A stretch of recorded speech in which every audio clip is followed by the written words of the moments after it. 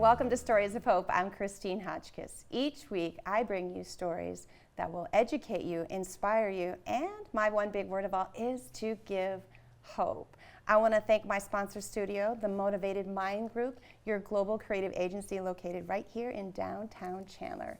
Today's episode is sponsored by HK Photo Smiles. That would be Holly. Over 20 years of experience, she delivers you headshots and branding photos that work for you when you leave the room. They also preserve your legacy with family photos. Capturing memories for a lifetime is her quote. And it's the holidays, so go out there and schedule her and get your pictures taken. Today, my guest is Nejra Sumit. She's a former refugee who was forced to flee from her home country of Bosnia. After surviving through a civil war, Nejra and her family were granted asylum as refugees into the United States. I have to hold for a second because I can't imagine fleeing, so I'm sorry I got emotional for just a second. Nejra was able to overcome a great deal of adversity, including adapting to a new culture and building a new life here in the United States. And I get emotional because I can't imagine not having a place to call home. So please help me welcome my guest today, Nejra Sumit. Thank you for coming. Thank you for having me, Christine. Yes, I've been told I wear my heart on my sleeve, and I do, and that's who I am, and that's why I do what I do. Being a refugee in asylum, those are things that I couldn't imagine going through. And I know that you talked about a civil war, and a civil war is different when I think of history for me in the States. You know, many years ago. Yours was just here in the 1990s. So tell me a little bit about how this came about, because you came to the States as a little girl, is that right? That's right. Okay. Yeah, so I left my country in the early 90s. I, at the time, was 5 years old when the Civil War broke out in my country. And it was during the time where my country, former Yugoslavia, was going through a very difficult time from a historical standpoint. And, you know, a civil war broke out and we were forced to flee the country through a very, very difficult journey where we were left with no other choice but to leave our home, leave our belongings, everything we knew and we called home, not because we wanted to, but because we had no other choice in the matter. And at that time, my family and I were separated, and it was a very long journey to not only come back together, but also be able to get to safety and refuge. Again, no one should ever feel like they don't have a place to call home or feel safe. And then when you have a family unit, that is your safety, which brings me to another question, because you and I have actually talked prior to this. Your family was divided in this time frame too. Yes, so during the war, when it was summer of 1992, and we started seeing a presence of heavy military. We started seeing a lot of uncertainty of not being able to walk through the streets safely. There was a scarcity of food, things, simple basic needs like electricity and water. And one day, these men in military suits came, and who we opened the door at our home. My father recognized them, and they actually happened to be his former co-workers who he had worked for many years, and now were part of the military. And he was taken, and he was supposed to come back that same day, but he didn't come back. And for a very long time, we didn't know his whereabouts or where he would be. The uncertainty at such a young age. And then here's another word for us, trust. We got safety, we've got trust, and we have a feeling and a sense of belonging. All right here, everything got disrupted. No understanding of anything and not knowing where your father was. And then you mentioned these were individuals that you knew. So when we're here and work with our coworkers, we build relationships and friendships sometimes. Now you've got someone that's taking your family and breaking it apart because a government says you're going to do this for this reason. What exactly is the Civil War? What was it? So the Civil War was basically the fall of former Yugoslavia, which was multiple countries or states that were known as Yugoslavia, and then at the time the aggressors, who were from the ethnic group Serbs, decided they wanted to start taking over each state. And so when each state and its government started pulling back and retracting and wanting their own independence, that's when the violence broke out. And basically what started happening in my country was ethnic cleansing of Muslim people, which is what my family is. We come from a Muslim background, and to many people that may be surprising because they have a perception of who Muslim people are. They are from the Middle East, they're darker color skin, but it just comes to show that we all come from different facets of life and look differently, you know. We absolutely do. We absolutely do. Here in the United States, I call it the melting pot. I know I'm not the only one that has called it that. We come from all different places, and here in the States, we do have our own division. There's claim or thought that we were going to have a civil war with the 2020 pandemic and the division that was going on. And when I think again of Civil War, I think of the history books that I learned it when I was in high school a long time ago. So when you talk about Civil War here, it terrifies me to know that as we're living here and doing our own thing in the States, in the 1990s, you're having something that's going on there that's dividing and killing and hurting people, and we're just doing our own thing over here. So when your father was taken, how long was he gone? He was gone for a year. And you had no idea where he was, whether he was alive or anything? No, we had no idea of his whereabouts. So can I ask, how did you guys survive? I'm assuming it's just you and your mother.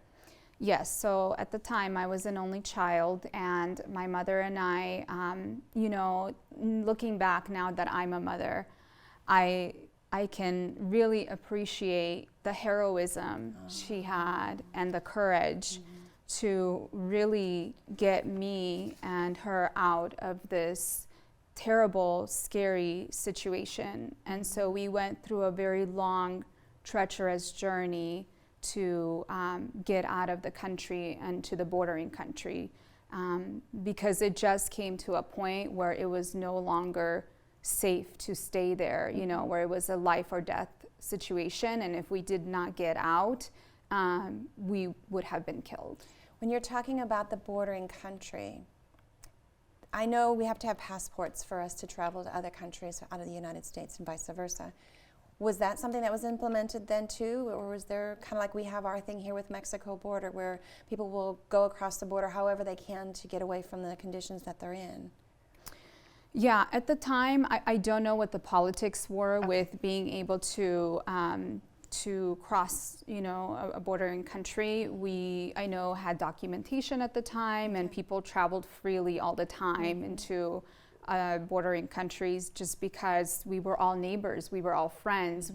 There was no ethnic or border divisiveness, particularly in that area. We were all, you know, we would vacation in Croatia, the bordering country, and so it wasn't a matter really of how it's looked at today.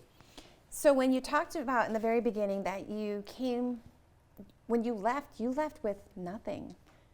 You know, some people are like, oh, I left with a suitcase or a duffel bag. You didn't get to literally have the opportunity to take anything with you, I'm assuming.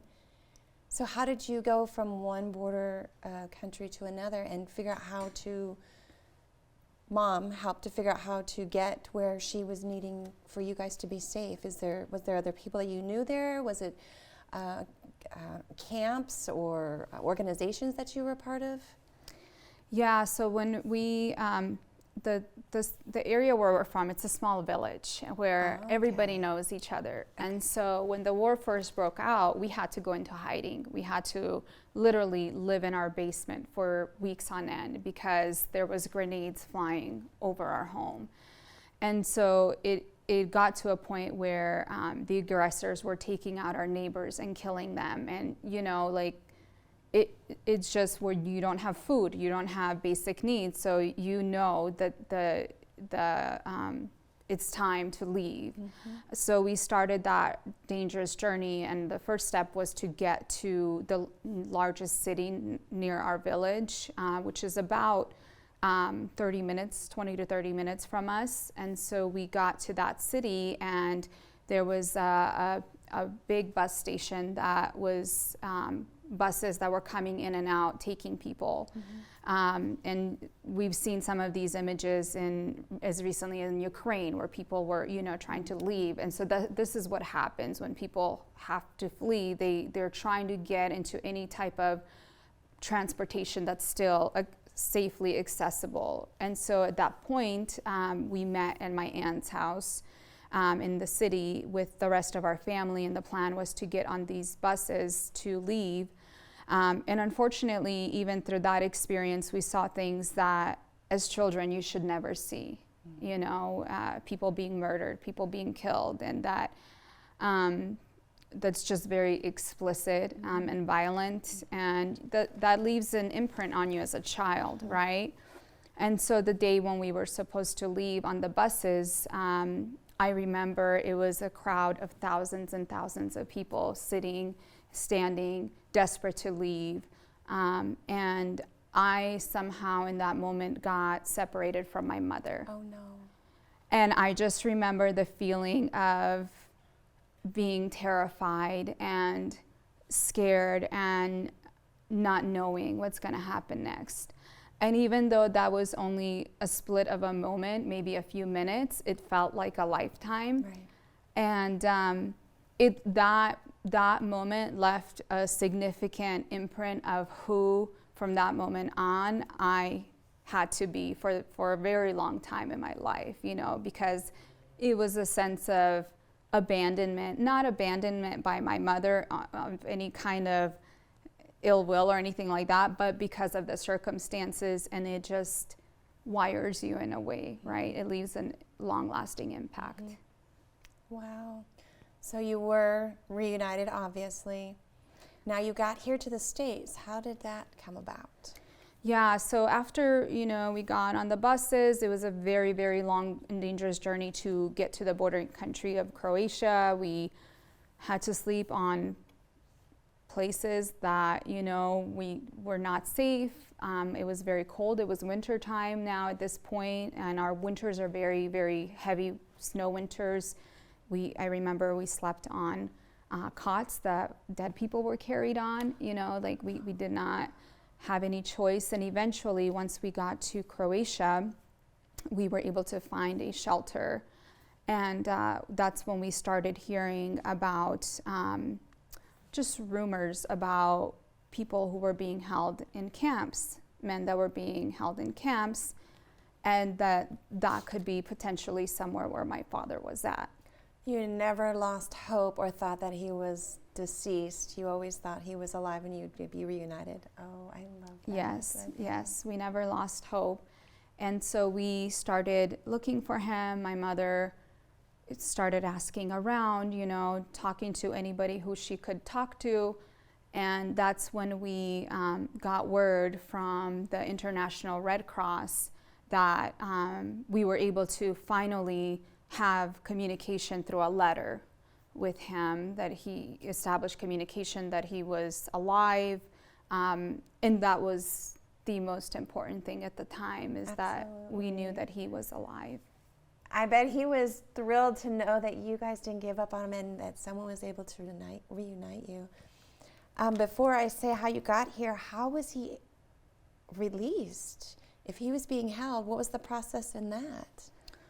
So it was really through first of all, a miracle, a grace of God that he was even alive, because thousands and thousands of people were killed. And my father, he wasn't taken because he had committed some kind of crime, or he was taken simply because he carried a Muslim name. Right. And that was the ethnic genocide that was happening, that the world was blind to at the time, as you were mentioning earlier. Thousands and thousands of men that were being held. And it was really through a British journalist who uncovered this and publicized the story globally, this got out to the media, and then they had no choice because of the pressure of other countries and the United Nations. They had to shut down these detention camps. But by then, thousands of people had already lost their lives, innocent people. Many were our neighbors, cousins, you know, who suffered. And with, like, as I mentioned, with the grace of God, my dad was able to be freed. And I just remember those moments, you know, of seeing him and coming back together. And it makes my heart happy. Yeah. So he was freed. Then what happened as far as, I mean, because you're here in the States now. Yeah, so once we were reunited, we had asked to be resettled to another country because it still was not an option to go back to our country. We could not go back. And so we wanted to, Croatia was also not stable and safe, so we could not stay there. Mm-hmm. And you're kind of living as almost as a migrant where you don't have any rights. You can't seek a job, you can't start a life. I couldn't go to school. And so we decided to apply for asylum. We did not have the choice where we wanted to go. And oftentimes that is a perception that people think of people who are displaced, that they choose where they want to go. Oftentimes that's not the choice. And people who are displaced, who are refugees, many times travel through multiple countries before they get to resettle to a third country. It kind of sounds like a foster care system where you go from place to place to place until it's established that you can stay here. And I know that's not the correct thing, but that's what's in my mind. I'm already sitting here thinking displaced, trauma, trust issues, abandonment. You can't go where you used to call home. There's so many negatives in here, but yet there's one big word out of it all, and that was there was hope, and that hope brought you here, which makes me happy to know that there's hope no matter where we come from. And I've said this before to you, that it's easy for us to be opinionated on something when we don't understand or have the information. And when we talk about immigrants or we talk about refugees and we talk about asylum, these are words that someone such as yourself know and live every day, or people who work with helping people find homes to call home or a job to be able to pay for the life that they want to have. You come to the States, and that means you have to deal with a language, a culture, an education. I mean, now we've got a whole new set of things you have to figure out. And I know you were just a kid, which they say kids are resilient. For the most part, we are. And if you're an adult, then you learn how to survive. So there's a different term. Tell me how you were feeling when you found the place that they said, this is where you're now going to stay. As a child, now you've got a whole new world that you have to figure out.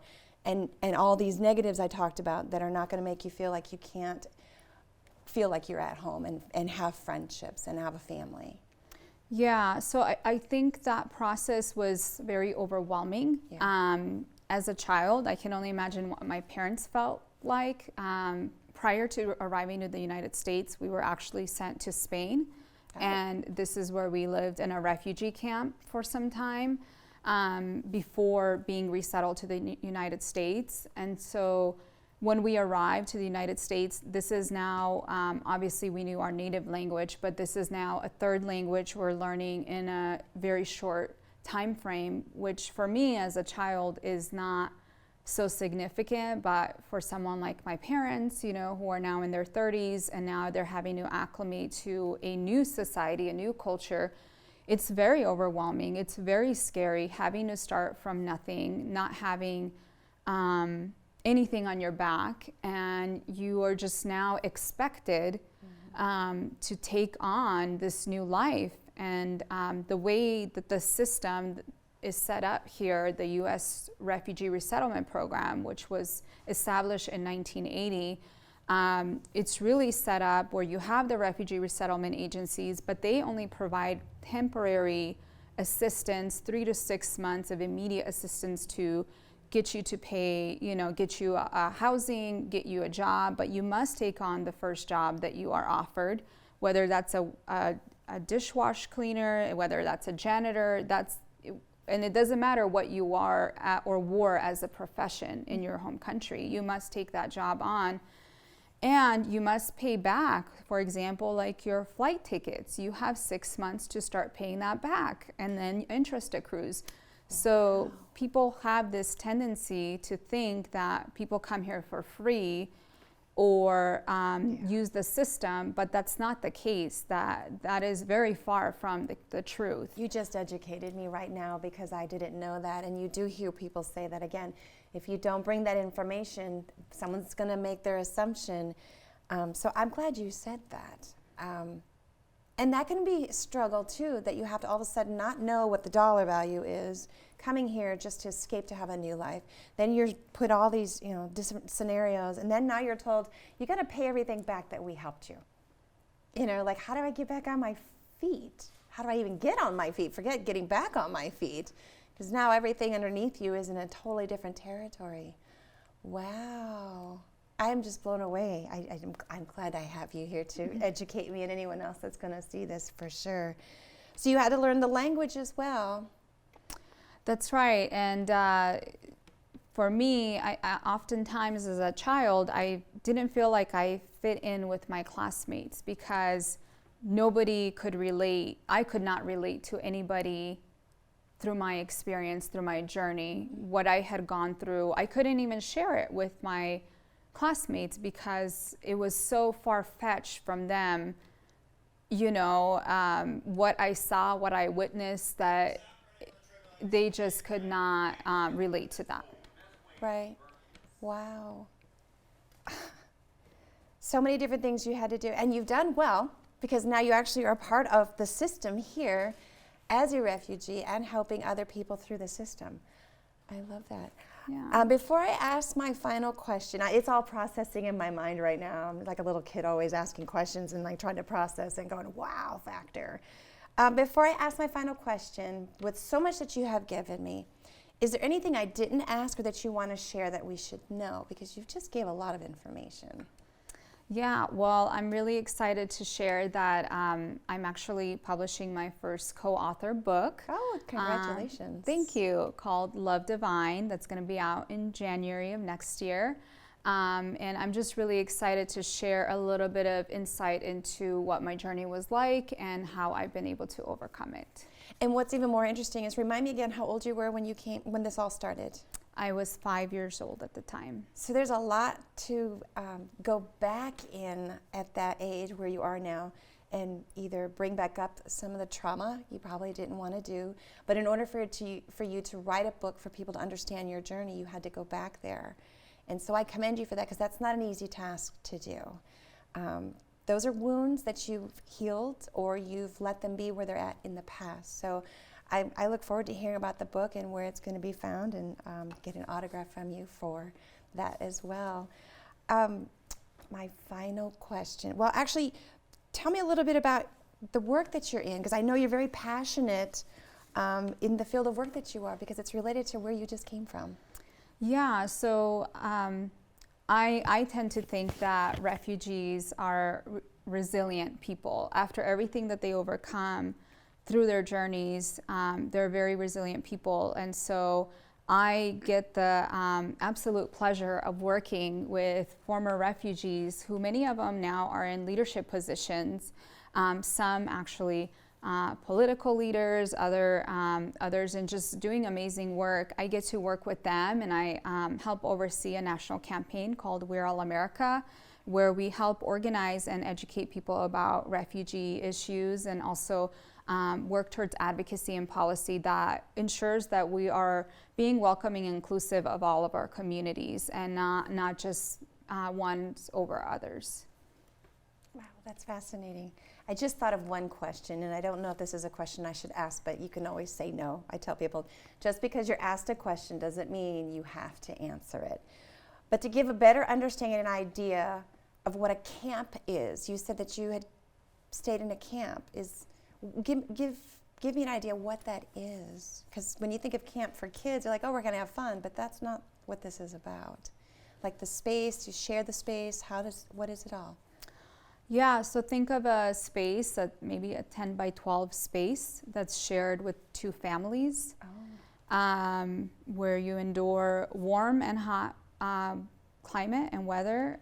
You share a bathroom and showers with hundreds and hundreds of other people, and you don't know when you're going to get out of there. You don't have access to work, you don't have access for your children to go to school, and there are people living in today's world for years and years. I've met families who have resettled here whose children have never touched a doorknob to their home because they were born and grew up in a refugee camp.